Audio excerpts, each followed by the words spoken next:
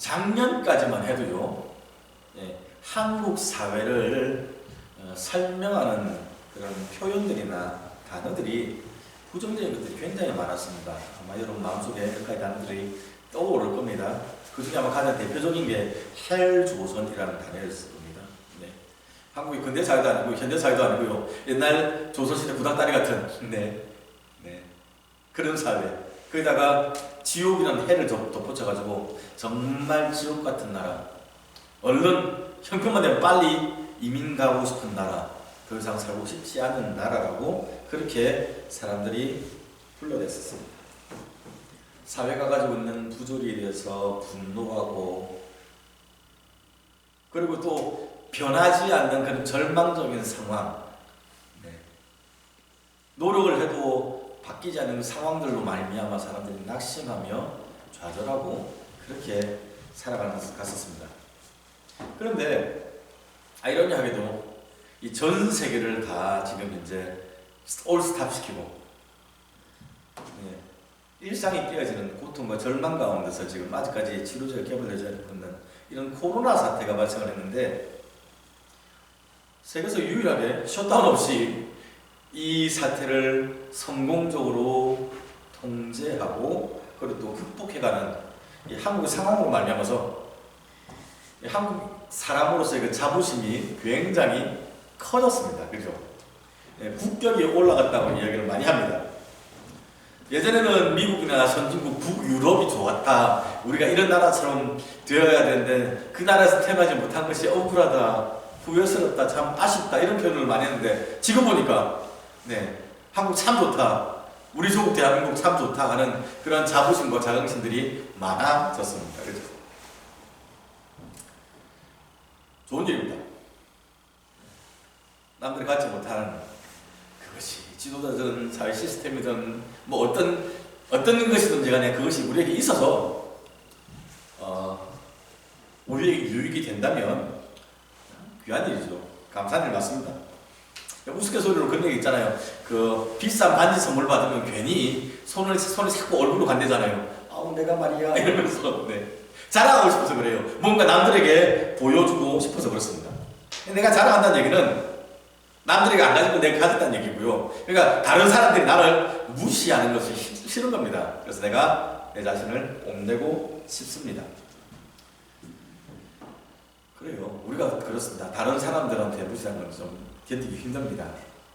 오히려 다른 사람들에게 내가 가진 나만의 그런 독특함으로, 특별함으로 다른 사람들로 부러움을 받고 존경을 받고 그 사람들의 선망의 대상이 되는 것을 우리는 원합니다. 거기서 반드시 잘못됐다고 이야기하는 건 아닙니다. 그럼 여러분들은 하나님의 자녀로서 여러분을 자랑스럽게 하는 것이 무엇이 있습니까? 여러분의 자랑은 무엇입니까? 오늘 설교 제목이 성도의 자랑이죠.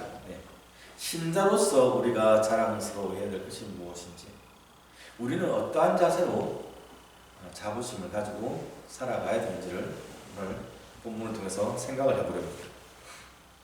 오늘 우리가 읽었던 고린도후서 10장 이 내용은요, 사도 바울이 자신의 그 사도직에 대하여, 사도로서의 권위에 대하여 변론하는 그 내용을 담고 있습니다. 여러분 잘 아시는 것처럼 고린도 교회 안에 사도 바울을 비난하는 사람들이 있었습니다. 바울의 권위를 무시했습니다. 그 사도도 아니야? 그 어디서 신앙을 했는지 모르겠어 하는 그런 거죠. 옛날에 교회를 핍박했던 나쁜 놈이었잖아. 그런 식의 이야기를 했던 것 같습니다. 바울이 가르치는 그 가르침이 이스라엘의 전통의 유대교 가르침에 맞지 않다고 바울을 비난했으나 율법을 폐지한 것에 대해서 또 동의하지 않고 그들은 여전히 율법을 지켜야 된다고 주장하기도 했었습니다. 바울이 한 사역과 그 모든 것들을 다 색안경을 끼고 다른 악한 의도가 있는 것이라고 모략을 했습니다. 폄하했습니다. 중상모략의 말이죠. 정말 그 모든 사역들을 다 이렇게 다운그레이드하고요, 가치 없는 것으로 그렇게 돌리고 또 없는 사실로 그를 없는 사실 거짓된 것을 진실인 것처럼 꾸며내가지고 바울을 낮췄습니다. 그래서 그 거짓들에 대해서 잘못된 중상모략에 대해서 지금 사도 바울이 10장에서 쉽게 말하면 팩트 체크를 하는 겁니다. 사실 뭔지 한번 볼래? 하면서 이야기를 합니다. 그러다 보니까 이 바울의 글씨나 톤이 글씨체나 문장의 표현이나 그 글을 통해서 우리가 느끼는 그 톤 자체가 앞서 1장부터 9장까지의 그 톤과는 굉장히 다릅니다. 굉장히 직설적이고 직접적이고 그리고 강합니다. 단호하죠. 바울이 제법 화가 난 것 같습니다. 이 모든 화난과 분노를 바울이 시작을 합니다. 10장에서 보면 비꼬 약간의 sarcastic 같은 그런 것을 가지고 시작을 합니다. 10장 1절과 2절 말씀입니다. 너희를 대면하면 유순하고 떠나 있으면 너희에 대하여 담대한 나 바울은 이제 그리스도의 온유와 관용으로 친히 너희를 권하고 또한 우리를 육신을 따라 행하는 자로 여기는 자들에 대하여 내가 담대히 대하는 것 같이 너희와 함께 있을 때 나로 하여금 이 담대한 태도로 대하게 하지 않기를 구하노라. 아멘.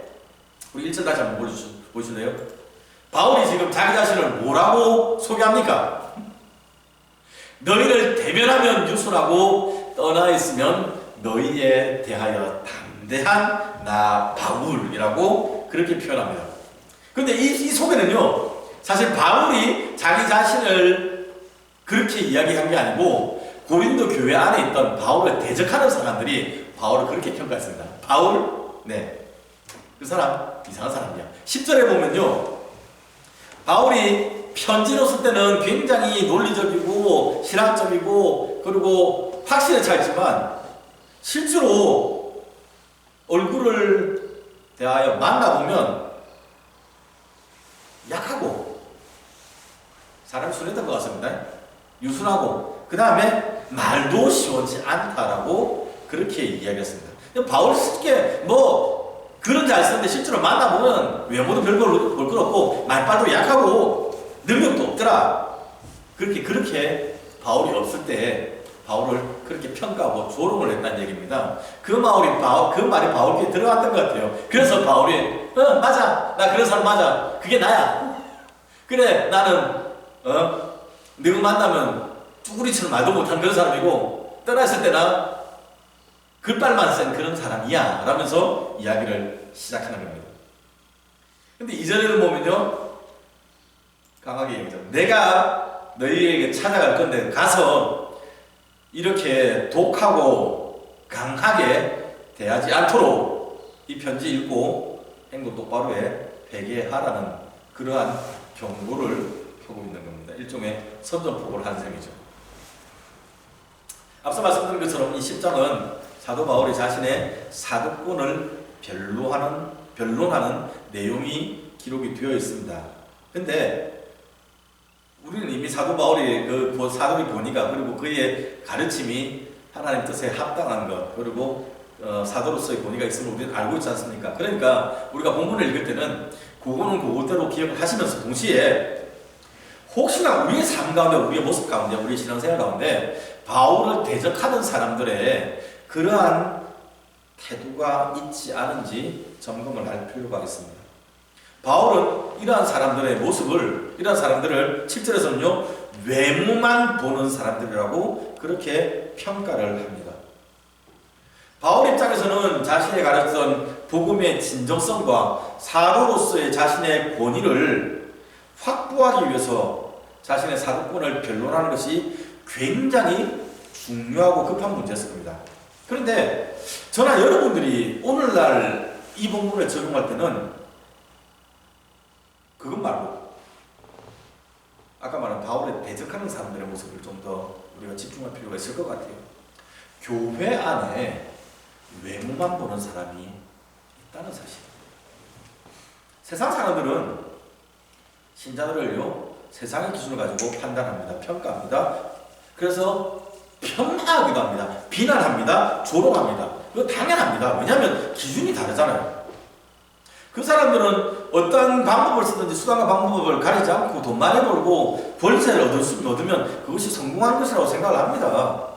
이 땅에서 잘 먹고 잘 사는 것이 지혜로운 것이고 그것이 인생의 목표라고 얘기를 하잖아요. 근데 천국의 소망을 가지고 우리의 시간과 물질과 우리의 모든 재능을 하나님을 위해 쓰고 다른 사람을 섬기고 우리를 비난하는 사람, 박해하는 사람, 그들을 품고 용납하고 오른뺨을 때리면 왼뺨을 돌려대고 우리를 가다가 심지를 가는 좀 찔림이 있죠. 어쨌든 이러한 삶을 우리는 추구하는 우리의 모습을 그 사람들 볼 때는 바보 아닙니까? 이 땅에서 육신의 기쁨대로 그냥 즐기고 사는 것이 아니라 절제하고 근신하고 경건하게 살아가는 이 사람들 보면 우리를 바라보면 인생에 낯도 없는 사람들 그렇게 이야기할 수 있습니다. 전혀 다른 기준을 가지고 전혀 다른 방법을 통해서 이 땅에서의 성공을 추구하는 사람들이 영원하신 하나님 나라를 소망하며 하나님 뜻을 이루기 위해서 헌신하고 충성하는 사람들을 보면서 비난하는 것은 당연합니다. 그건 오히려 상처를 덜 받을 수 있습니다. 그런데 문제는 교회 안에서 한 믿음을 가지고 한 하나님을 섬기는 사람들끼리 다른 신앙의 지체를 혹은 신앙의 지도자를 눈에 보이는 것으로 판단을 한다면 그리고 평가한다면 속상한 일 아닙니까? 외모만 가지고 외모만 보는 사람들.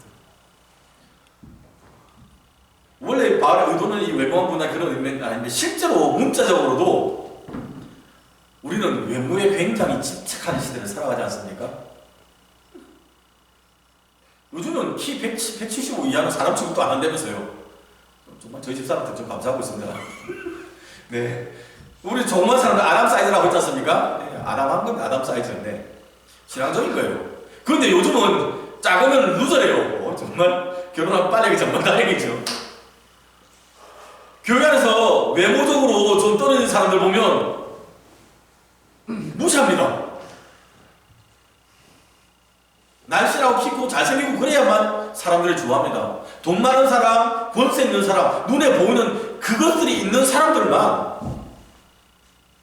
그 사람들이 존중받는 세상의 기준이 교회 안에 그대로 다 들어가 있습니다. 그래가지고 사람들을 평가합니다.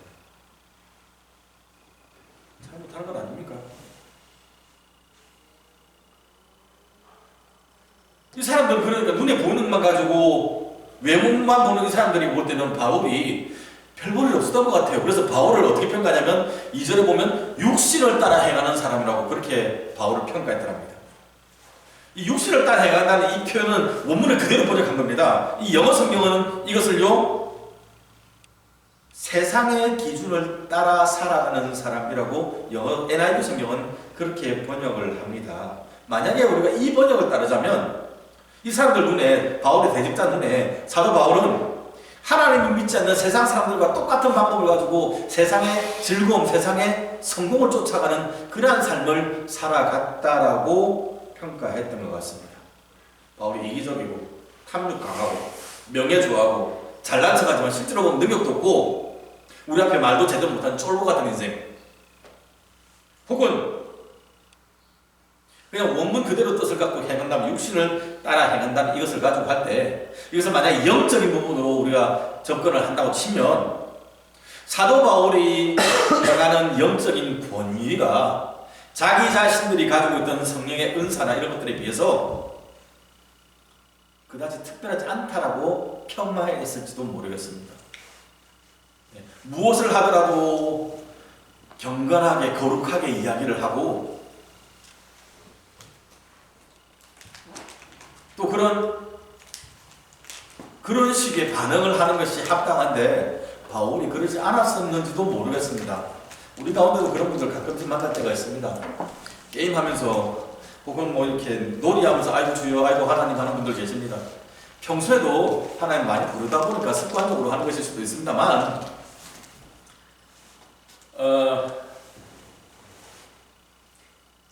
사람들이 다른 사람들을 판단할 때 그 사람이 어떤 사건에 대해서 어떤 일이 생겼을 때 성경 가지고 접근하지 아니하면, 성경 인용하지 아니하면 신앙 없는 사람인 것처럼 판단할 때가 있습니다. 우리가 하나님 말씀 묵상을 굉장히 중요합니다. 말씀 암송하는 것 아주 소중합니다. 성경을 많이 읽는 것 굉장히 귀합니다. 우리 그래서 하고 있잖아요. 성경 암송도 하고 묵상도 하고 있지 않습니까? 왜 합니까? 이거는 우리가 인생을 살아갈 때 그것이 우리 삶의 원리가 되게 하기 위해서 그렇게 하는 겁니다. 내가 성경 몇 장 몇 절을 외우고 있다, 무엇을 알고 있다, 성경을 몇 번을 통독했다, 이것이 중요한 것이 아니라 이것을 가지고 상황에서 나의 반응의 원리가 성경적이 되게 하기 위한 것입니다. 이것을 만약에 잘못 놓치게 되면, 실수한다면, 말씀드렸잖아요. 이것이 다른 사람들을 평가하는 흉기가 됩니다.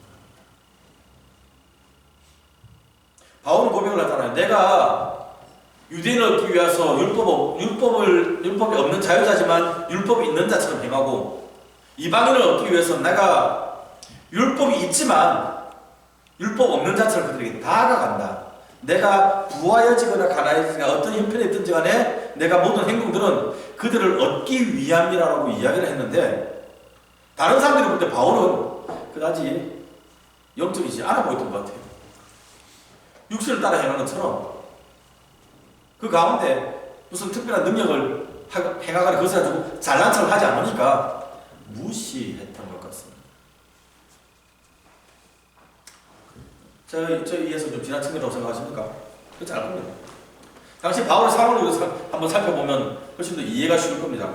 고린도후서 12장에 언급된 것처럼 사실 바울에게는 건강상의 문제가 있었습니다. 그죠? 바울 스스로가 그것을 사탄의 사자라고 평가하는, 그렇게 불러야 했을 만큼 고통스러운 육체의 가시가 있었습니다.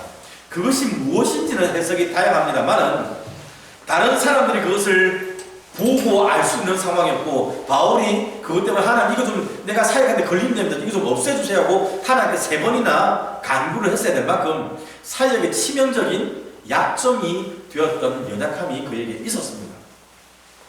우리는 사도 바울이 외모가 어땠는지 모릅니다. 뚱뚱했는지 머리가 벗겨졌는지 키가 컸는지 안 알지 못합니다. 그런데 확실한 건 사도 바울이 남들 볼 때 그다지 매력적이지는 않았던 것 같습니다. 사람들이 바울을 겉모양만 가지고 평가를 합니다. 그의 외모 혹은 그의 삶의 수준. 바울이 사도행전 보면 그 표현 나왔잖아요. 18장인데요. 직업을 갖고 있어. 생업이 천막 만드는 사람.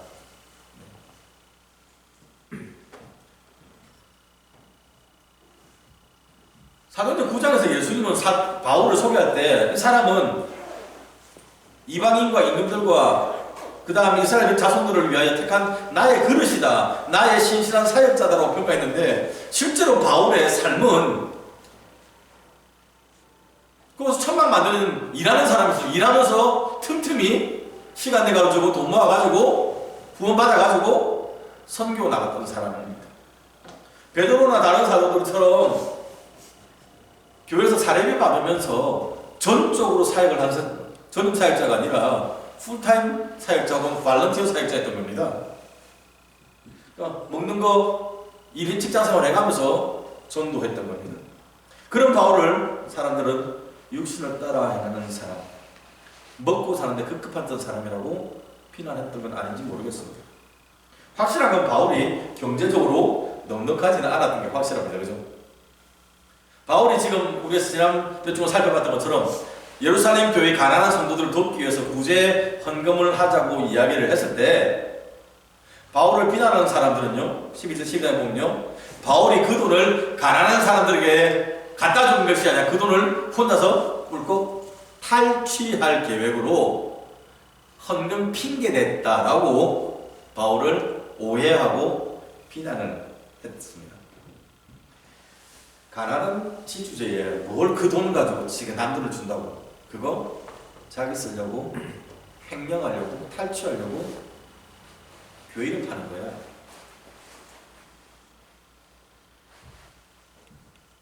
바울은 그 구절금하는 목적이 뭐라고요?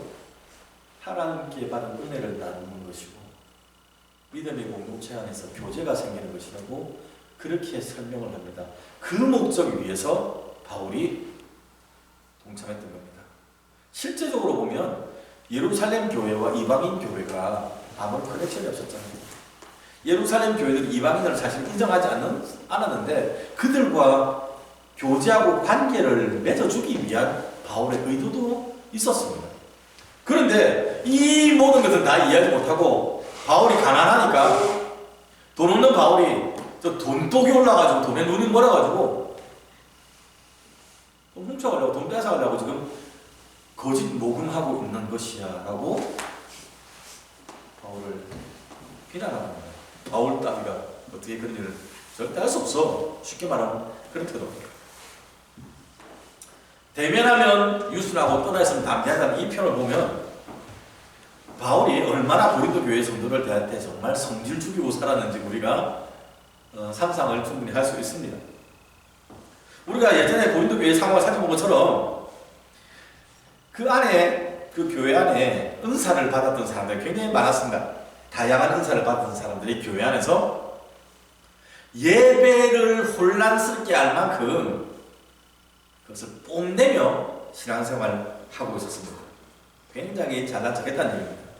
그리고 교회 안에 음행을 행하는 세상 사람들도 이거 도덕적으로 이런 거 하면 안 되는데 라고 생각하는 그런 은탕한 짓을 하는 사람들이 교회 안에 있었고 그들을 용납했다는 겁니다. 더 큰 문제는 만약에 그런 성령 은사를 받은 사람들이 그런 짓을 음란한 짓을 하면서 교회 안에서 성령 은사를 했다면 그건 더 큰 문제겠죠. 교회 안에 지도자를 따라서 바울파, 게바파, 아볼로파, 예수파 파가 나눠졌습니다. 우리 목사님 좋아, 우리 장로님 좋아, 우리 집사님 좋아, 우리 이 목사님 좋아, 저 목사님 좋아. 내가 목회자라, 내가 교회에 중직자나 신앙생활 오래 해서 분을 사랑하고 존경할 수 있으면 나쁜 건 아닙니다.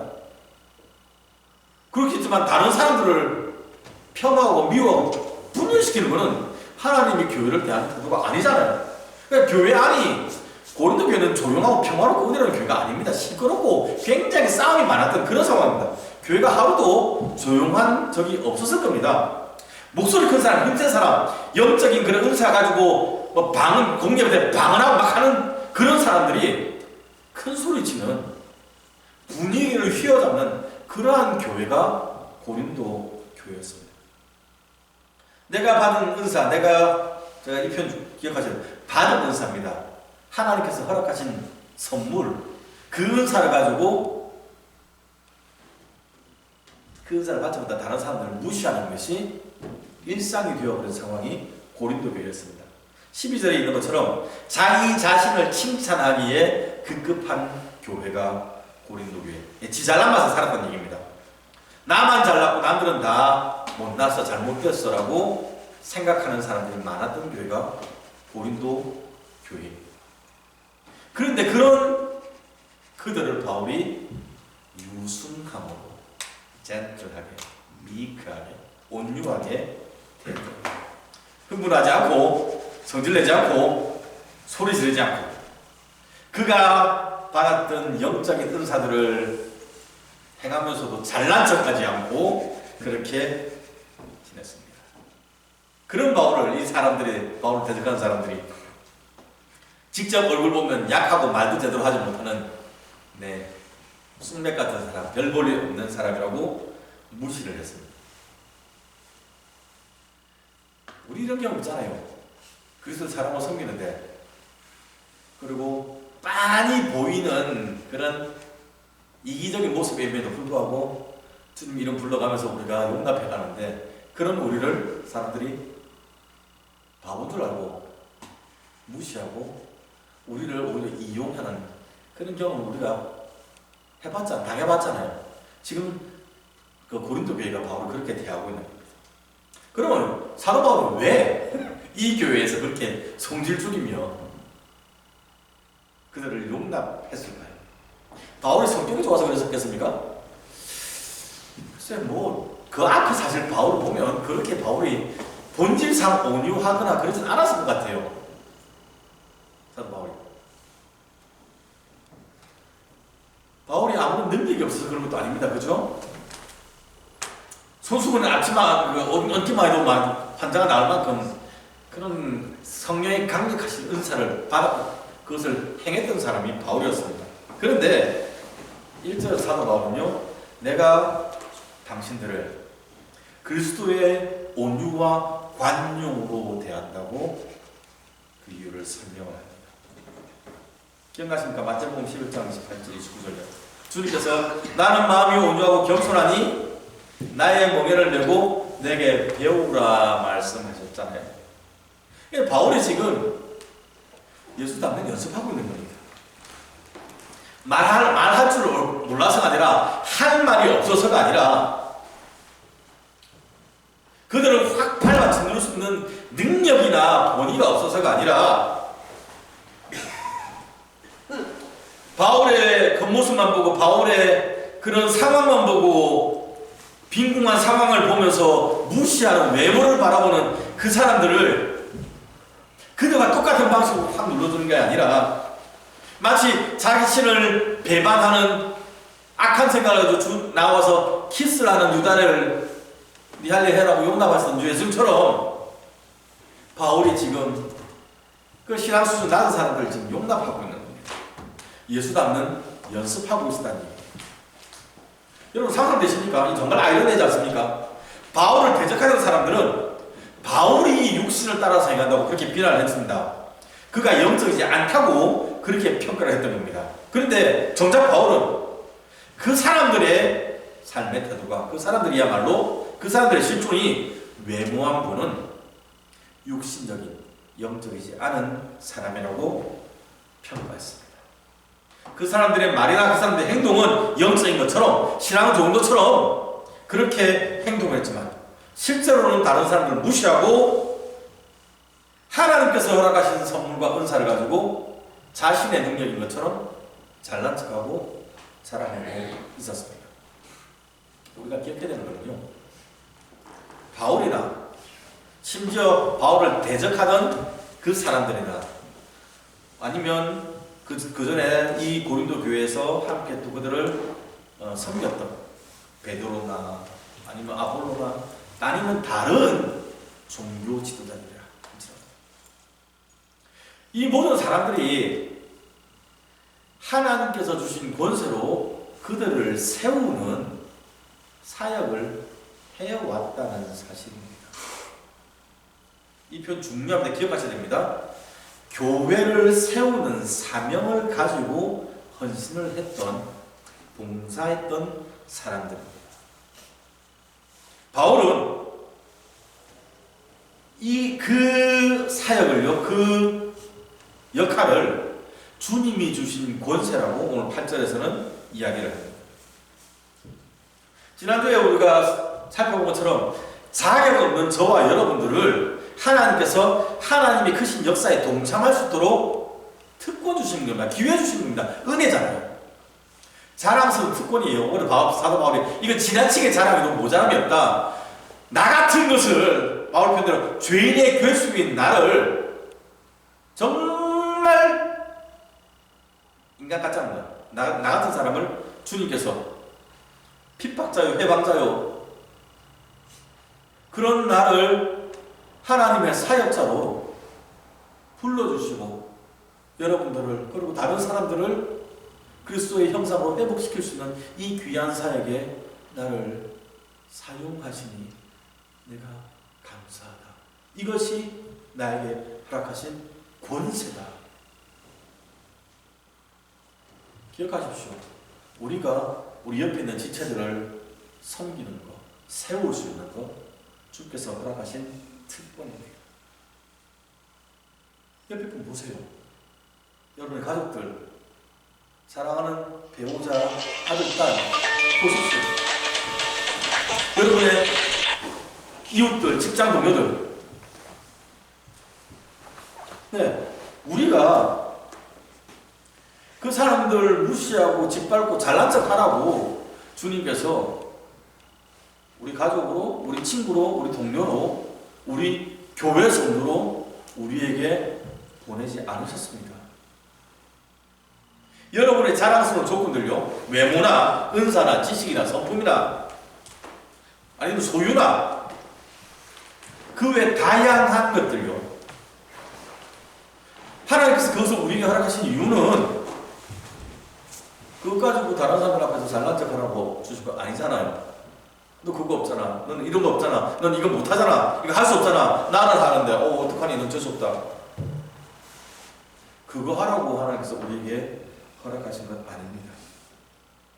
만약에 이런 조건들이 여러분의 자랑이 되어서 여러분 주위 사람들을 무시한다면, 다른 사람들을 겉보이는 것으로 판단하고 비난하고 그리고 그들을 모략한다면, 바울의 표현대로하면요, 스스로 지나쳐 나가는 겁니다. 제가 잘 써서 표현하면 성령 하나보다 앞서 날뛰는 겁니다, 여러분. 교회에서 영적인 모양을 가지고 있으면서도 성령에 붙들리지 않고 성령 없이 행동을 하게 되는 겁니다. 이것은 결코 자랑스럽거나 아니면 떳떳한 아니면 신앙적인 그런 게 아닙니다. 우리의 열정과 헌신, 그것이 성령님의 통제를 받지 않는다면, 하나님이 허락하신 그 한계를 넘는 것이 된다면, 하나님이 허락하신 그 목적과 어긋난 것이 된다면, 그거는요, 잘못된 겁니다. 복음의 열정, 영혼 사랑하는 마음으로 주위 사람들을 세워가고 동력하는 그것이 우리의 자랑이 되어야 합니다. 다시 말씀드려요. 내가 예수 몇 년 믿는가, 내가 헌금 얼마 있는가, 내가 봉사 얼마나 하는가, 내가 성경 얼마나 많이 하는가, 내가 어떤 은사를 받았는가, 그것이 내 자랑이 아니라 그 하나님께서 허락하신 이 모든 것들로 말미암아 내가 얼만큼 내 주위에 있는 사람들을 세워가는가, 그들이 하나님의 교회로, 하나님의 자녀로 든든하게 자라가고 있는가. 상함받은 사람, 찢김받은 사람들, 마음에 상처 있는 사람들이 내 앞에 왔을 때 내가 성경 구절 가지고 그들을 판단하고 정죄하는 것이 아니라 하나님의 마음을 그리스도의 마음으로 품고 용납하고 위로하고 도와줄 수 있어야 한다는 겁니다. 그것이 하나님께서, 주께서 우리에게 맡기신 권세요, 우리에게 요구하시는 사명입니다. 사람들은요, 자신이 가진 것을 가지고 잘난 척합니다. 나는 이것이 있는데 당신은 없어. 그런데 누가 옳은지는 평가하는 것은 자기 자신이 아니고요, 주님이 하십니다. 우리의 자랑이 주님의 요구에 맞는지 점검해야 합니다. 우리가 가진 은사들이, 우리가 가진 소유들이 하나님의 뜻에 합당하게 쓰임받고 있는지 점검해야 됩니다. 고민하셔야 돼요, 여러분. 여러분의 삶을 통해서 주위 사람들이 무너지는 것이 아니라, 상처받은 사람들이 짓밟히고 너덜너덜해지고 완전히 쓰러지는 것이 아니라 그들이 세워지는, 회복되는 역사가 날마다 더해지기를 축원합니다. 이를 위해서 우리가 그리스도의 사랑과 온유함과 관용함으로 연습하며 품고 나아가야 합니다. 주님께서 저와 여러분을 영혼을 살리는 사람으로 지명하시고 사명 맡기셨음에 대해서 우리가 자랑할 수 있기를 바랍니다. 자부심을 가지시기 바랍니다. 감사할 수 있기를 바랍니다. 그리고 이 사명 우리가 신실하게 성취해 나갑시다. 주님이 그런 저와 여러분들을 자랑스러워 하실 것입니다. 기도합시다. 주님 감사합니다. 저희를 하나님의